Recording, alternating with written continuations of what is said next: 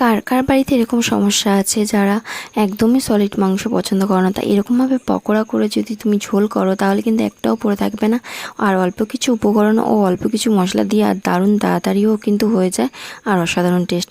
তো চলো, তার জন্য আমি এখানে দেখো একটা আলু ভালো করে লাল করে ভেজে নিয়েছিলাম, আর এখানে মশলা নিয়ে নিয়েছিলাম পেঁয়াজ একটা, রসুন সামান্য, আদা, কাঁচা লঙ্কা দিয়ে পেস্ট বানিয়ে নিয়েছিলাম। এখানে গুঁড়ো মশলা দিয়ে দিচ্ছি, জিরে, ধনে আর হলুদ গুঁড়ো, লঙ্কার গুঁড়ো আর স্বাদ মতন চিনি আর টমেটো সস।